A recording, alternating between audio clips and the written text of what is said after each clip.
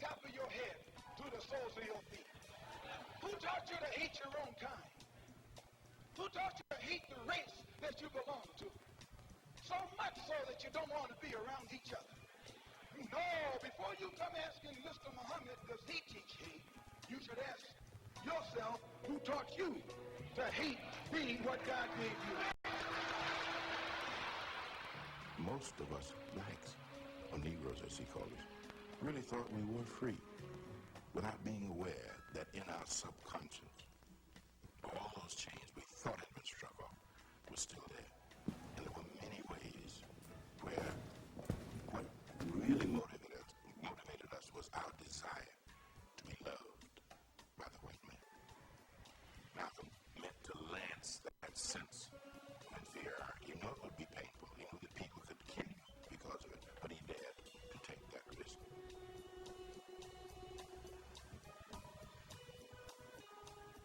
He was saying something over and above that of any other leader of that day.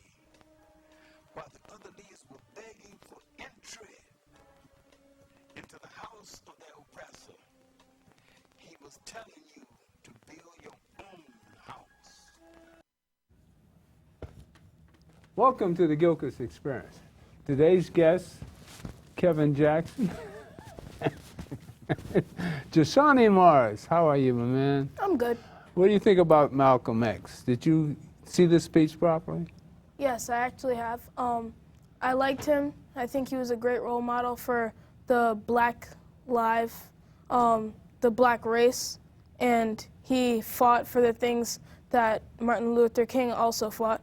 But the difference with him was that he took a different approach. Mm-hmm. And whereas Dr. King wanted peace and peace for everyone, Mm-hmm.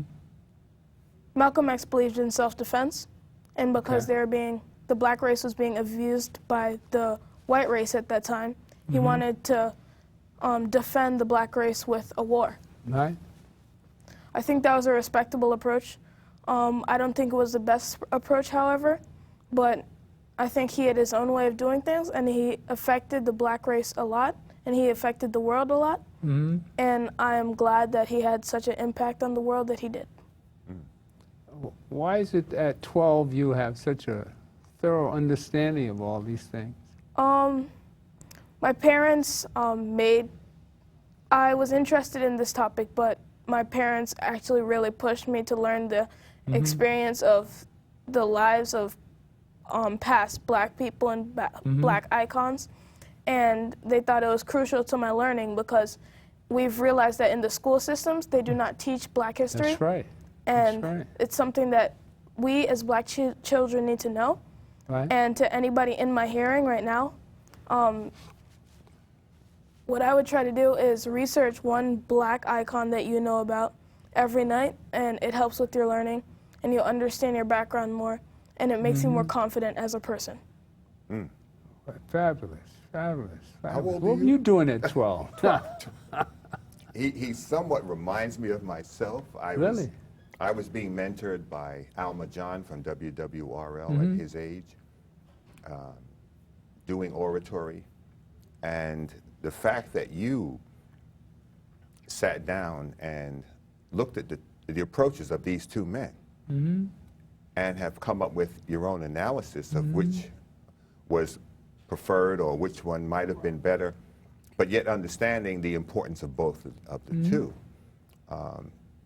Most young folks your age are not sitting down to do this, and the fact that you have the kind of parents that you have, That's the most it's a important tribute part. to them, and it's a tribute to you because you are taking in the information that your parents are giving you and not just absorbing it. You're doing your own reading, you're doing your own research to come up with your own analysis of these two great icons, as you call them. And the fact that you said we should read about one icon every day, because here we are in Black History Month, you're tired of the routine Black history. Martin Luther King, Malcolm X, Frederick Douglass, Sojourner Truth, Marcus Garvey. There are thousands upon thousands of people to study and to know about. the piece I sent you on Montford Point, on the Marines at Montford But Point. you know what we're missing? We're talking about people that are dead and gone. Yeah. This young man at 12 has experienced the first black president. So his mindset is completely beyond ours, anything that we can imagine. And we have a young man that looking at the past and subjecting that, but his whole future lies in the possibilities are endless. Here, you're the president of NAN Youth Huddle, and you have everything in perspective. There's limitless, nothing, there's nothing you can't do. Thank you. All right? Now, I want to see how impressive, I want everybody to see how impressive you were at Martin Luther King Day with the mayor of the city and the governor being there. And this young man makes a little speech there that floored everybody. And just play that piece with Jusani. Now, he's 12 years old.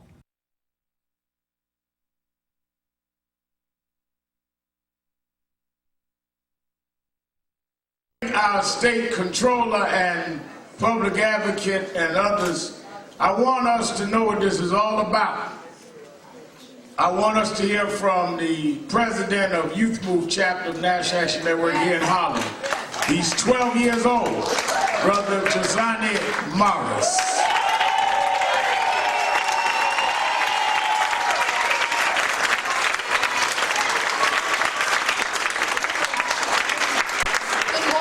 Action Network family. First off, happy Martin Luther King Day. As we stop today to honor and celebrate the Reverend Dr. Martin Luther King, we can't help but reflect on his legacy. Dr. King's legacy was one of nonviolence as he protested and fought for justice and equality for people of color. Dr. King was a Baptist minister, a humanitarian, an activist, and a leader of the African American Civil Rights Movement. In his August 28, 1963, I Have a Dream speech, he eloquently expressed his desire to see equality and justice become a reality for people of color. Youth have been a crucial part of the civil rights movement.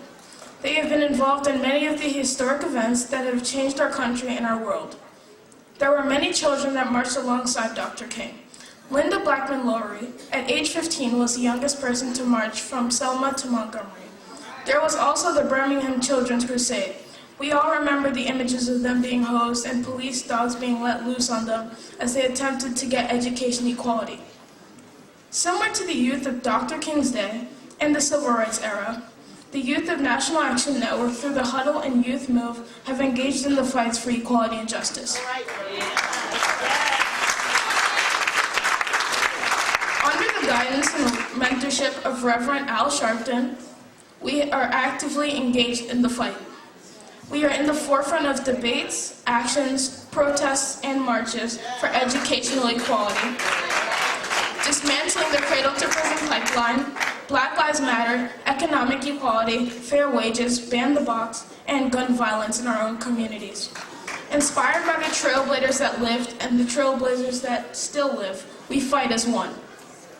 On April 4th, 1968, Dr. King made the ultimate sacrifice, and yet another of his selfless fights to ensure equality for the disenfranchised and marginalized. His life was cruelly taken by a bullet meant to silence him. It is said that you become a great person when you have a legacy that outlives you. Dr. King exceeded that expectation. He has left a legacy that will outlive us all. My challenge to my peers, my mentors, and to all in my hearing is that we find a cause worthy to die for. And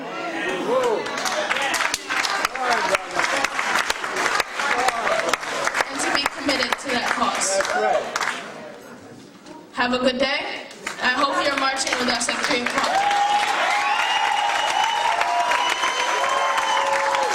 Give him a hand.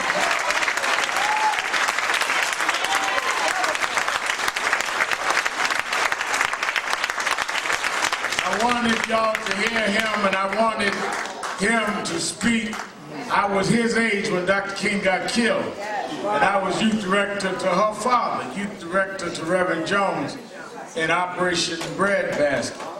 And I'll sit right there, Jusani, right at the end here, and sit there next to that's Controller Spring. Tell him Tell him, lean over and tell him you're thinking about giving him a primary next year. You just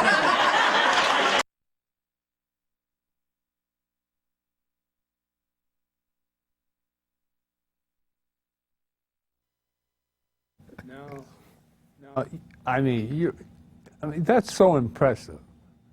Now, I want to know who wrote the speech. I usually write my speeches. My mom looks over them sometimes, as she does with my schoolwork. But usually, I write the speech, and then she tells me what she thinks about it.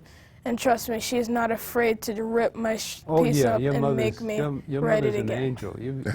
You've got the right mother, you know. Thank God for her. Yes, it helps me a lot with my work.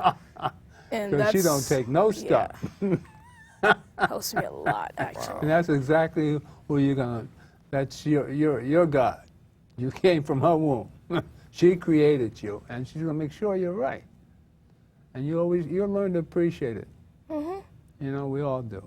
But you're on the right track. Well, where do you get this sense of, I mean, we all want to, I mean, I feel that in my heart. I mean, you bring tears to my eyes because I know your mother and your family, and I watch you run around and act like a kid, and she says, she puts her, but then you come out with this true sense of spirituality. I mean, you can feel it. Everybody in the room can feel it. Where does this come from? You've been here before?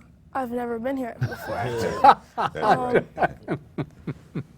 I don't know where I get it from. I feel like it's the fact that I feel like my voice should be heard, especially because I love speaking about the history of black people and the history of the black race and the future of the black race as well, and the present of the black race, because it's important. All three pieces of that is important to our growth as a society and as a community. And to be a great nation and to be equal as we strive to be, we need to know the history of everyone. But for the black race to build that self-esteem that we need to become equal, we need to know the history, the past, and the future of our race and of our community. You realize how special you are, you know. Thank you. And it's because of your mother and your parents that they've guided you under this important time, because you've had the fortune of the self-esteem of having a black president. So you don't know anything. The world is limitless to you. As a, you know, I'm a little up there in age, but I didn't have any kind of vision like that. When I was a kid, you know, we were considered to, well, not in my case. I was in New York, so I was limitless for me. But I mean, down south, you were belittled and portrayed as ignorant and so forth and so on. But that's the past century, matter of fact. This is the 21st century. We're talking about the 20th century. And this, I mean, it's great to see your future. I mean, we can see the future of the black race right in you. To find what you come up with this cause of finding something worth dying for. Did you see how that hit Sharpton? Did you see the facial expression in front of his face? I mean, you remind him of him. And that's obviously why he had you up there speaking. Thank you. So thank you. That was one of Martin's great statements. That if a man hasn't found something for which he's willing to die for, he isn't fit to live. Yeah.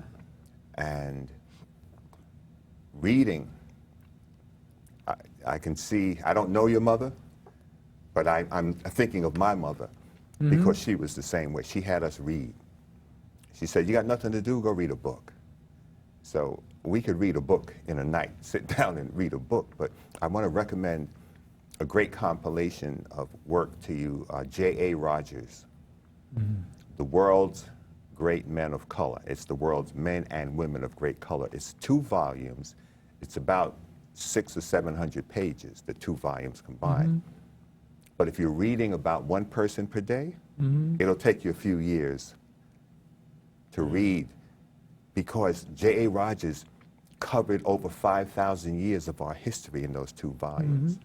And he talks about the great people that we don't even know about, that lived thousands of years ago, that contributed through science and medicine and technology and the historical things that went on way before slavery, because our history doesn't start with slavery. And that's what he had researched. The World's Great Men of Color, Volumes 1 and 2 by J.A. Rogers. All right, what I'm going to do here is I'm going to show you update to the 20th century. The conflict, I'm always saying that, I mean, racism is a given to me. And the way to fight racism is to get along with each other, because I think the real true battle is how we treat one another. And this is important. So what I'm going to show you is the conflict between Martin and Malcolm. All right? And here's a debate from the two of them. You get a good perspective of the sequence of how Malcolm started out, as you saw in the beginning, that was the 60s, and how the movement of Malcolm and Martin conflicted. All right, just saw that piece of the debate between Malcolm and Martin.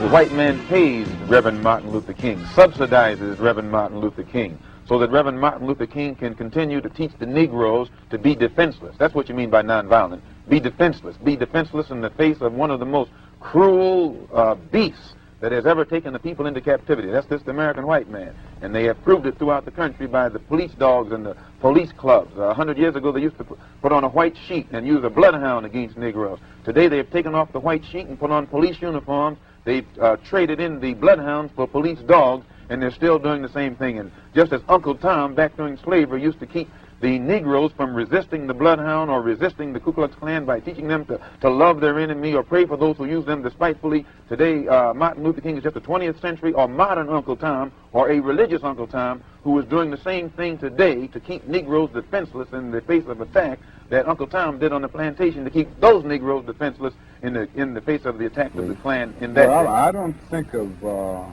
love as, in this context, as emotional bosh. I don't think of it as a weak force. But I think of love as something strong and that organizes itself into powerful direct action. Now, this is what I tried to teach in the struggle in the South, that we are not engaged in a struggle that means we sit down and do nothing. That there's a great deal of difference between non-resistance to evil and non-violent resistance. Non-resistance leaves you in a state of stagnant passivity and deadened complacency, wherein non-violent resistance means that you do resist in a very strong and determined manner. And I think some of the criticisms of nonviolence, or some of the critics, fail to realize that we are talking about something very strong, and they confuse non-resistance with nonviolence. The goal of Dr. Martin Luther King is to give Negroes a chance to sit in a segregated restaurant beside the same white man who had brutalized them for 400 years. The goal of Dr. Martin Luther King is to get Negroes to forgive the people who have brutalized them for 400 years by lulling them to sleep and making them forgetting what those whites have done to them. But the masses of black people in America today don't go for what Martin Luther King is putting down. As you said in one of your articles, it's psychologically insecure, something of that sort. I forget how you put it. But you didn't endorse what Martin Luther King was doing yourself. I do not reject his goals of full integration and full equality rights for American citizens. Do you reject these goals? If you don't think that he's walking on the right road, I'm quite sure you don't agree that he'll get to the right place. And if you would classify his method as psychologically unrealistic, I think that if a man's method is psychologically unrealistic, which means the road or the means or the method that he's using, I think as a psychologist, you'd be very doubtful I don't think that he would reach true. the right. If anyone has ever lived with a nonviolent movement in the South, from Montgomery on through the Freedom Rides and through the sit-in movement and the recent Birmingham movement, and see the reactions of many of the extremists and reactionaries in the white community, he wouldn't say that this movement makes, or this philosophy makes him comfortable. I think it arouses a sense of shame within him often, in many instances. I think it does something to touch the conscience and establish a sense of guilt. Now, so often people respond to guilt by engaging more in the guilt-evoking act in an attempt to drown the sense of guilt. But this approach certainly doesn't make the white man feel comfortable. It disturbs the other things, conscience, and it disturbs this sense of contentment. Nothing will they ever do. They will always talk it, but they won't practice it. And with the Supreme Court, if the NAACP can tell me that they want a desegregation decision for me 10 years ago, but yet the schools haven't been desegregated, as I say, this is a victory with no victory.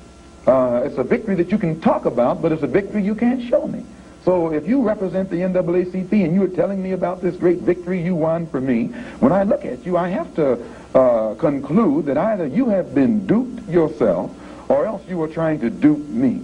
And in most instances where the civil rights struggle is involved, there is no civil rights leader can point to me one concrete gain, practical gain, that black people have made in the civil rights field in this country, not only during the past 10 years, but during the past 100 years. I don't think there's any real organization to the riots. I think they grow out of the conditions that I've mentioned all along. And as long as these intolerable conditions are there, as long as the Negro finds himself living every day in a major depression, then every city will sit on a powder keg and can explode over the slightest incident. I feel that killing is a very tragic way to deal with any social problem. There is no violent solution to the problem that the Negro confronts in this country, and this is why I have constantly said that riots are socially destructive and self-defeating. After all, the Negro ends up on the losing end. We can't win a violent revolution. Most of the persons killed in riots are Negroes themselves. The persons who end up not being able to get milk for their children are Negroes because things where they have to live are destroyed. So there's no practical or moral answer in the realm of violence to the Negro's problem. But I do understand the sociological, the psychological, and the economic reasons. The problem can be solved. First, the white man and the black man have to be able to sit down at the same table. The white man has to feel free to speak his mind without hurting the feelings of that Negro. And the so-called Negro has to feel free to speak his mind without hurting the feelings of the white man. Then they can bring the issues that are under the rug out on top of the table and take an intelligent approach to get the problem solved. That's the only way that they'll ever do it. We need an action program while we are Muslims, or while we are Christians, or while we are whatever we are. We still need an action program that will eliminate these evils that are in our community. And this is what we're trying to do with the Muslim Mosque Incorporated. Do you consider yourself militant? I consider myself Malcolm. Well, I think we have to agree that this appears to be the result of an internal conflict within the black nationalist movement. So I think the first thing that needs to be done is for a conference of goodwill to take place between black nationalist leaders. This was why I suggested a few days ago that the followers of the late Malcolm X and the followers of Elijah Muhammad should sit down at the peace table together, so to speak, and discuss this problem and try to reach some understanding. I don't think, and I'm sure, that nothing can be accomplished by violence. It only leads to new and more complex social problems. I think it is unfortunate for the black nationalist movement. I think it is unfortunate for the health of our nation. You can see it. Can we get what's one back down here? Because I got an echo out here.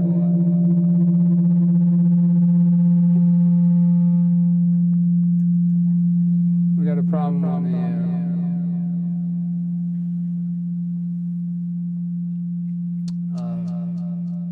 due to technical difficulties, we're spaced out and going back in time. I'm sorry. But we're live from Manhattan Neighborhood Network. As soon as we get a facility down there, well, I'll try to continue, but it's kind of difficult. I wonder how it sounds out there. Anyway, what a serious note to have a problem on, right? But this is what happens when you're live. Well, just give us a minute.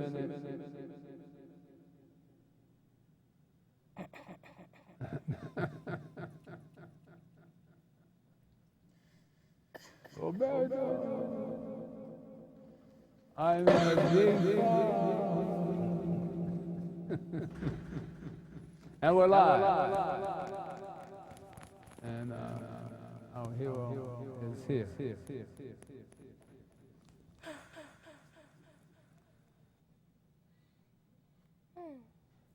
Are we back to normal?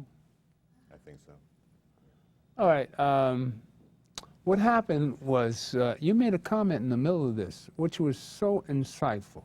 I mean, people can look at this now, but this is what's so interesting about history. But see, I was in the middle of all that. When Malcolm died, I was 24 years old, almost as old as my grandson here.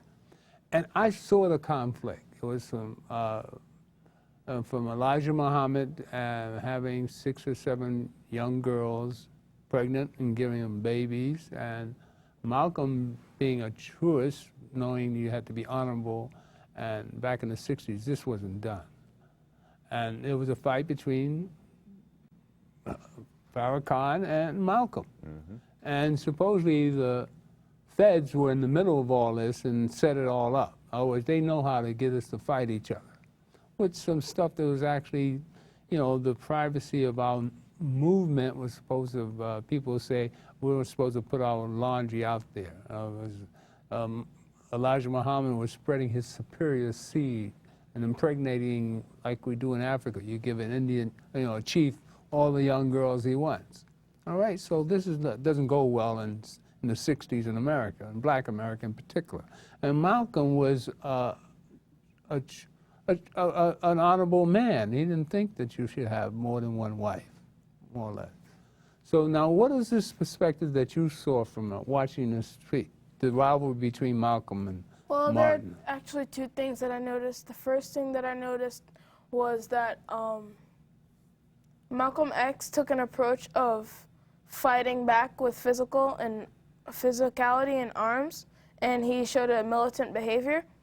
And it wasn't going to get the black race anywhere, because if you fight fire with fire, usually no one wins. But at that point, whites had more power than the black race did. And so if we started an attack, the attack would come right back to us, and the black race would be exterminated. The other thing that I realized was that when Martin Luther King was speaking, I realized that the opposite of hate is love.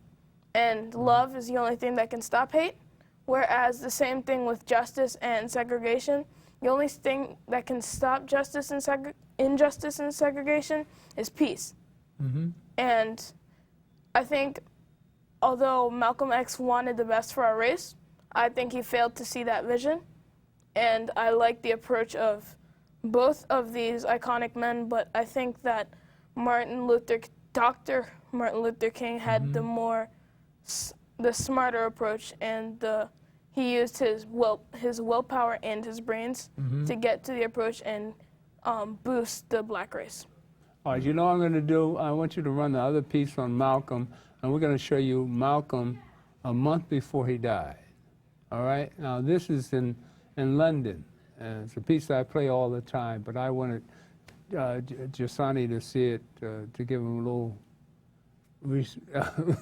respect of how people grow and how we all evolve and how we have to evolve as a race. And he's the product of us evolving.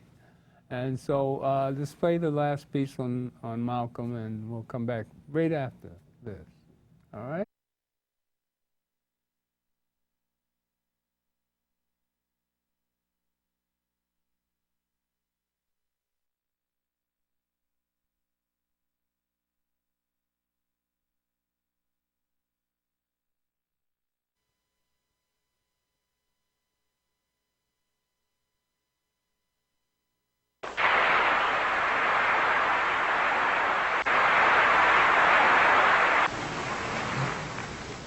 I read once, passingly, about a man named Shakespeare. I only read about him passingly, but I remember one thing he wrote that kind of moved me.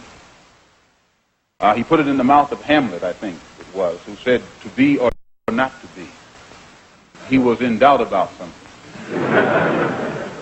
Whether it was nobler in the mind of man to suffer the slings and arrows of outrageous fortune, moderation, or to take up arms against the sea of troubles and by opposing, end them. And I go for that. If you take up arms, you'll end it. But if you sit around and wait for the one who's in power to make up his mind that he should end it, you'll be waiting a long time. And in my opinion, the young generation of whites, blacks, browns, whatever else there is, you're living at a time of extremism, a time of revolution, a time when there's got to be a change. People in power have misused it, and now there has to be a change, and a better world has to be built, and the only way it's going to be built is with extreme methods. And I, for one, will join in with anyone, don't care what color you are, as long as you want to change this miserable condition that exists on this earth. Thank you.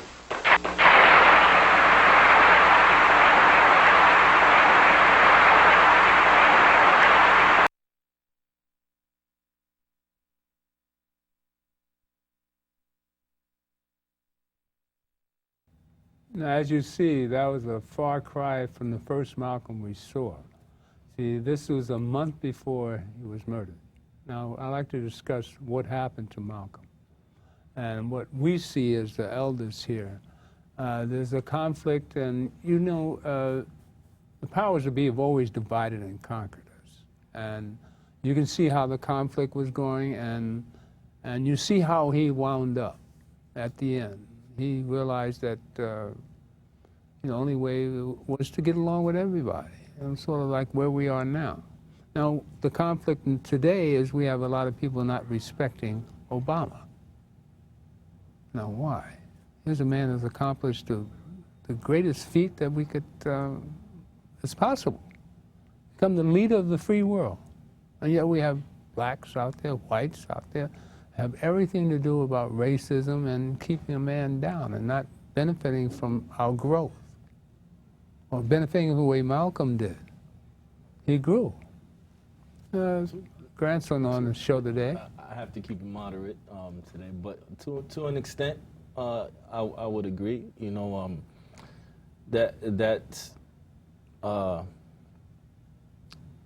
that's more, to me, in my views, that's more of a position that was chosen and strategically put there in that sense of having a black president, especially when the fact that he still has the same bloodline as every other president that we had, except for the 8th president. You start to see the bigger picture, the bigger game that's, you know, really going on. Explain the bloodline. Well, the bloodline, I believe, goes back to a queen. I forget her name, in England, and it's all a one blood a scheme that's going on.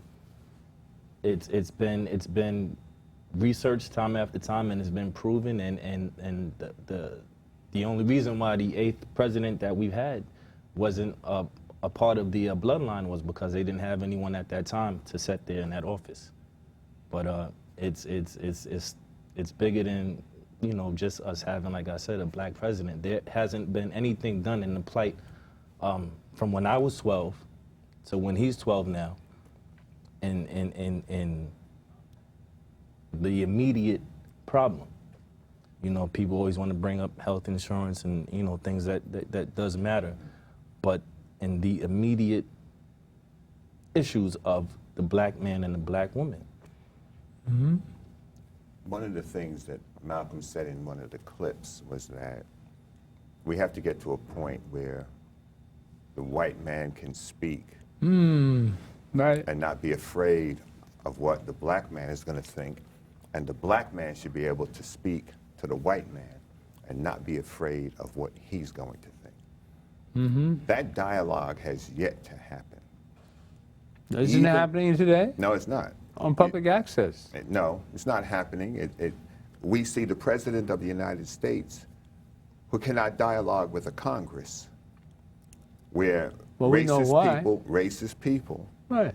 in their thinking, will exert the utmost disrespect, not only for the office, but especially for the man. Right. But will conspire and commit acts of treason against the country. And they boldly stated it, and nothing has happened. So this elephant in the room, no one's talking about it. The president hasn't talked about it. The attorney general hasn't talked about it. And most recently, with the Super Bowl, the quarterback for the Panthers, Cam Newton. he made a bold statement this week, and I respect him. What did he say? People were criticizing. Go ahead, take the lead. Well, when I heard the statement that Cam Newton said, he was talking about how people were afraid of him because they had no one to compare him to as a black quarterback. And I agreed with that statement. And that's why I want him to win Super Bowl 50, because it's the biggest Super Bowl that's happened so far. It's a half century since Super Bowls have started, and he's going to win. Now, who was the first black man to win a Super Bowl? Not good with football. Now, we had a black man win the Super Bowl 20 years ago. There was nothing. There was no regard given. There was no, I'm going to Disneyland. Who was it? Warren Moon is in my mind. It wasn't. I was going to say Warren Hill, but that's not his name. I think it was Warren Moon. For the Houston Oilers? But there was no respect given him after winning the Super Bowl. Right. So when I saw this young man speaking, you know, they don't like the way he scores, the way he is jubilant in the end zone. They don't like it. He said, the reason they don't like it is because I'm black. Right. And he said it very boldly. If I was a white guy, it wouldn't be an issue. All right? I can't worry about their problem. He said, I revel in what I do. I like the accomplishment. You know, and he ran over one of the cameramen had one of the football from a touchdown. He picked it up, and he ran over to him, got the football, and ran back down the line and jumped up and gave it to a young black girl in the stands. See, he is not afraid to be who he is in the presence of everybody. And he's not concerned, as Malcolm said, you should be able to express yourself and not be afraid, as long as you're being respectful, and you know, you're not disrespecting anybody. But there's always this ongoing criticism. David Dinkins, when he was mayor, he wears sharp suits, and he's a washroom attendant, and there's always that sleight of hand. So you see this whole criticism of Barack Obama as being following suit. It's the ongoing problem. It's the ongoing issue. Race is not being discussed. Well, what about Donald Trump and his nonsense? Oh, jeez. I mean, he's a loud New Yorker. That's all he is. No, he's not. But he's doing us all a big favor, doing what he's doing. And we He's saw showing us what everybody thinks, and now we get to see the insight of people. That's right. See, the real thing is, all Donald Trump is a joke. Right. I don't think he should be running for president. I don't think he has the resources to run for president. Right.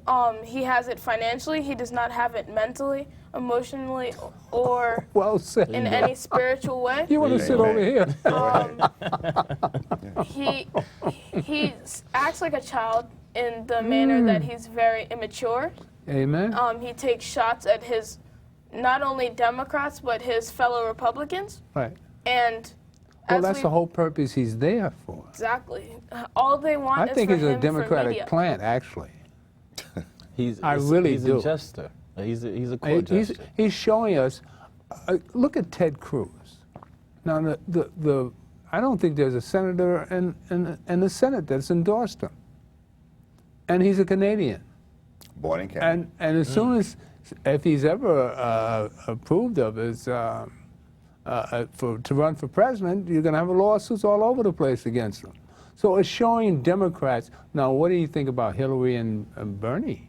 I like Bernie Sanders' view because he's very rigid, and he also doesn't care what other people think. And he is white, that's not a problem. And as Malcolm X said, we need to learn to work with everyone, That's true. especially when people are working for our health and That's for right. us. Right. I think I would love to have people vote him in as president because I feel like he knows what he's doing, and he's very confident in his mind and You know, he's confident- my age. We're the same age. Well, you're not beat up and run down. I mean, well, hey, I'm blessed. And words of wisdom come from his as they come from you and other people of past generations. I feel like we need to bridge the gap between whites and blacks. And I feel like Bernie Sanders will be able to do that. And I think he also, the other thing I like about him, and the thing I like in Hillary Clinton too, but I like Bernie Sanders more, is that they have respect for Obama. Okay. I like that because they have actually seen what he's done. And whereas sometimes Hillary Clinton, her perspective I don't agree with, I usually like the perspective that Bernie Sanders takes, and I want him to be voted in for president. So you've been paying attention. Yeah. Boy, if you could vote, I mean, we'd have some good time, huh?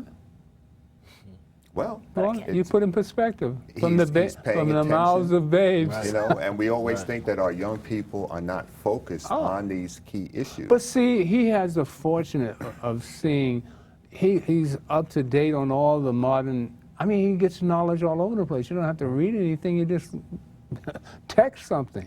I mean, he got the world at his fingertips. But he's definitely reading. Well, you're reading too. Yeah. But I mean, well, that in combination with what's available to you, though. I mean, you can see the world in an instant. You know, Martin, going back to Martin and Malcolm, there never was a revolution. They said the revolution would not be televised. But it's being televised. There was no revolution in the terms that Malcolm spoke. There was no physical, violent upheaval. I remember when Martin died, I was on Fort Dix. You know, and you've been in the arsenals, you've seen the stuff, and the stuff that we saw back in the day is nothing compared to what's in the arsenals today. Violence, so there could never be a violent upheaval by any group of people in this country. Look what ISIS is trying to do. You know, and we can't carpet bomb ISIS either. But the idea that violence will bring it doesn't work. 40 years ago this June 16th, the Soweto uprising. That was young people in South Africa who modeled their movement on the civil rights movement in this country a few years after Martin had been killed, and they gave their lives in that march in Soweto. The world saw children being killed, summarily killed, shot. As they walked ahead, the elders were behind, the children walked into the fray. And that is what broke the back of the apartheid system. It wasn't guns and bullets. And that note to, if a man hasn't found something for which he's willing to die for, he isn't fit to live, that struck home. When the people saw that violence in Soweto and the children being killed, just as we saw it here in the bombing of the church, the 4 girls were killed. Well, I see today in front of me, I'll hope in our future here in Jusani, I mean, what you've given us today is an example of what can happen when your self-esteem is there and you have parents that are guiding you properly. I mean, and you're bringing out your spirituality and it's showing just and keeping up with information. So you give us hope that anything's possible, just as Obama gave me hope. I've been saying since he was elected, he's a blessing from God, for me. I mean, don't get any better than that. He saved the sinking ship. I mean, he's done wonders with this country, contrary to what you completely turned it around from George Bush. I mean, but only God could have put somebody like that in that position. See, the spirituality involved with all this stuff, even Donald Trump being in the middle of all this garbage, showing the buffoonery of the country and how many people are warped in their sense of right and wrong when they can go to a loudmouth New Yorker and see a presidential potential and that. I mean, God, what has become of it? I mean, what's the world going to look at if we put Donald Trump? I mean, but what is he? He's making a fool of the other people that are running, in particular Chris Christie, New Jersey, across the river. He's still got to worry about Bridgegate. When he's running for president, he got to worry about Bridgegate. He's going to be indicted before. He's not even in the running. I mean, really. you know what I mean? He's getting 2%, but he's got all this mouth. All the people with mouth and claiming that they have the ability to become the next president of the United States, when we've had the best man for the job that I've seen and that ever existed, Barack Obama.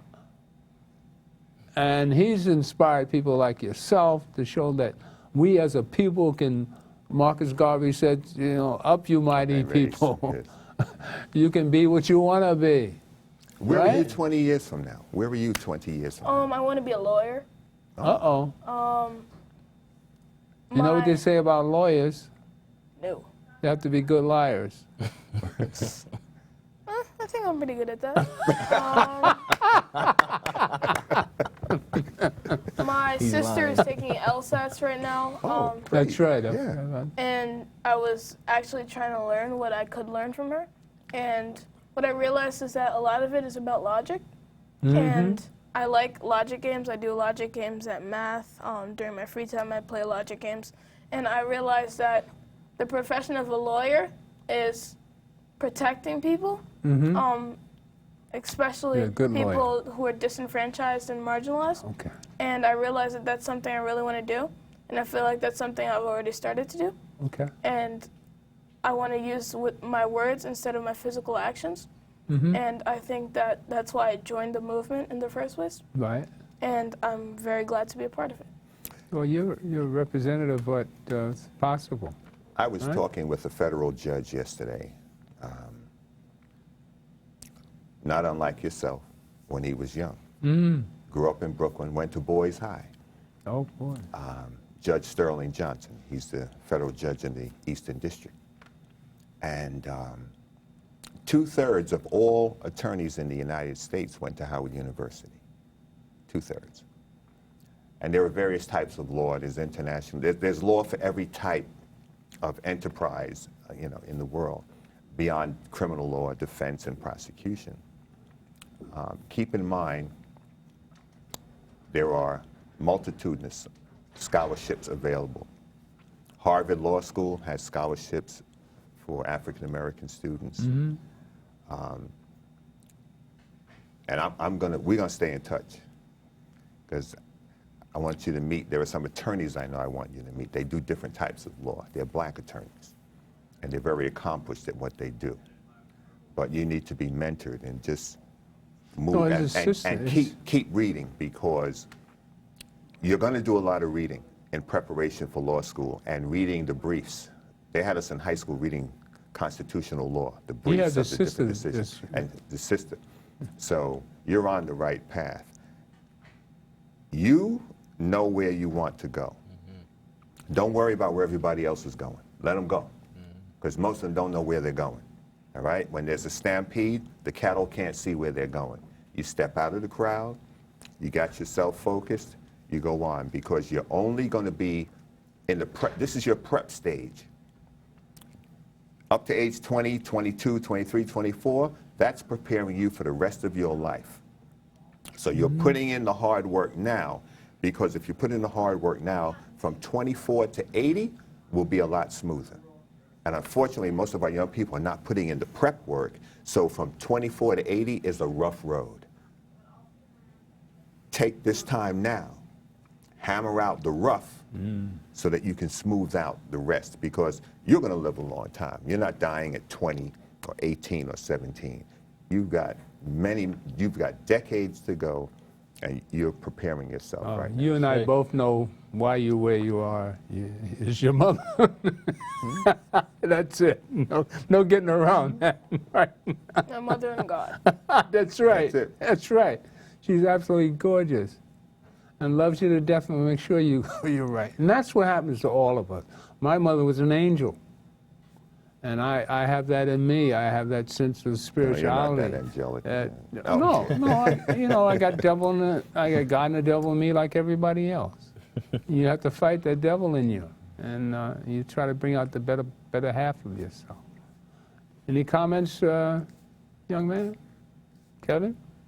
About what we've been talking about? I wanted to go back to, what was it? The Martin Luther King said, when he said, if you have nothing to die for, you're not fit to live. Right. In that same instance, so it's, to me, it says, like, if you have nothing to die for, then you have to find something to live for. And where we are at right now, I'm feeling like we're almost at the point where it's like we have nothing to die for. We've been stripped of so much. So now we have to find something to live for. And this is our reason to find something to live for. Amen.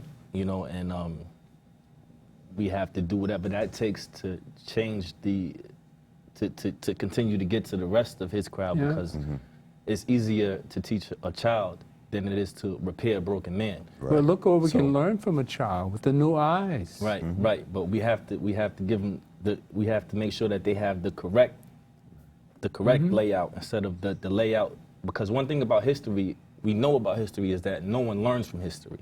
So we have to now learn from history and not take the same steps, but guide him into the different directions that is going to actually make a difference. Because they killed, the government killed Martin, and he was peaceful. They also killed Malcolm.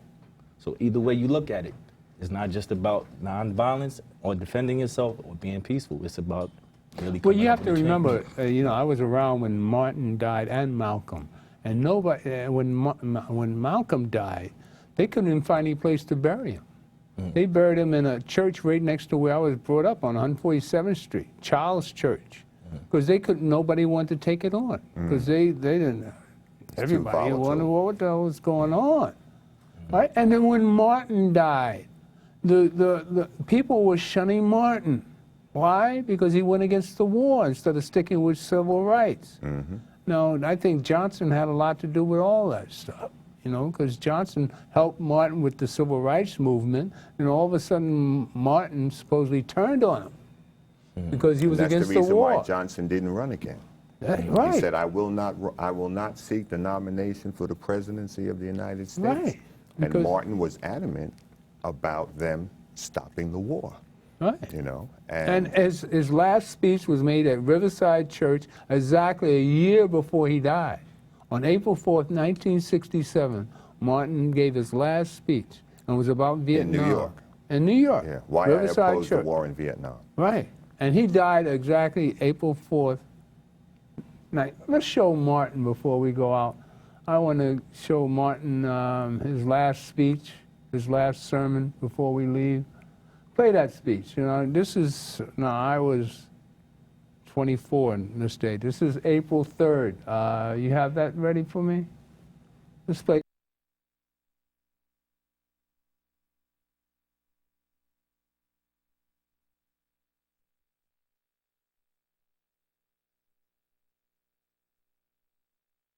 All we say to America is be true to what you said on paper.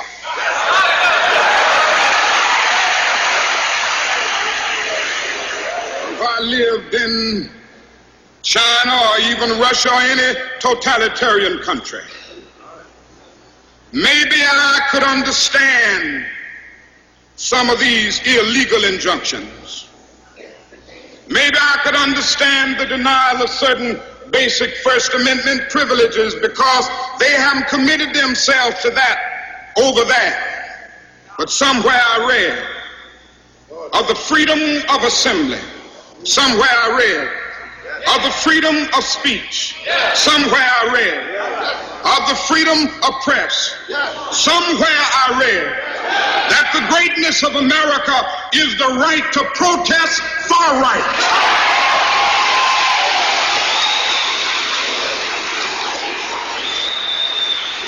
And so just as I say we aren't going to let any dogs or water hoses turn us around, we aren't going to let any injunction turn us around.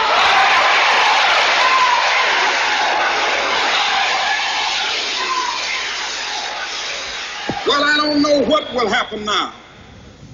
We've got some difficult days ahead. But it really doesn't matter with me now, because I've been to the mountaintop. I don't mind. Like anybody, I would like to live a long life. Longevity has its place. But I'm not concerned about that now. I just want to do God's will. And He's allowed me to go up to the mountain.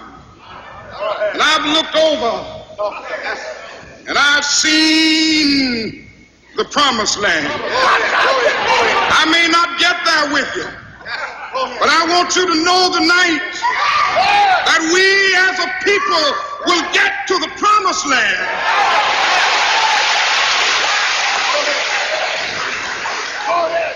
So I'm happy tonight. I'm not worried about anything. I'm not fearing any man. Mine eyes have seen the glory of the coming of the Lord.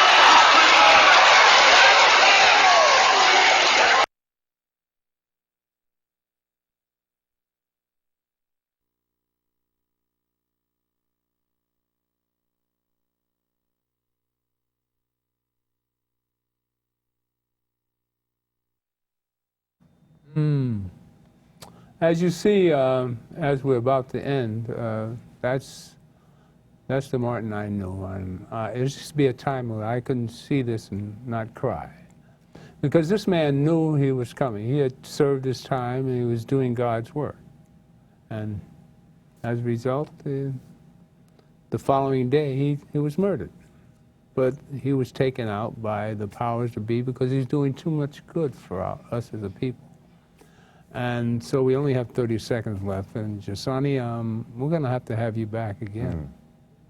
Because I love your perspective. I mean, to see things through your eyes is beautiful. I mean, you have a good outlook and a solid background. And thank God for your mother, you know? And she's going to see this and be proud. Keep it up, young king. Yes. God bless you, man. The God in me loves the God in you, and stay tuned for more of the Gilchrist experience and more about black history. Peace. Power to the people. Black is beautiful.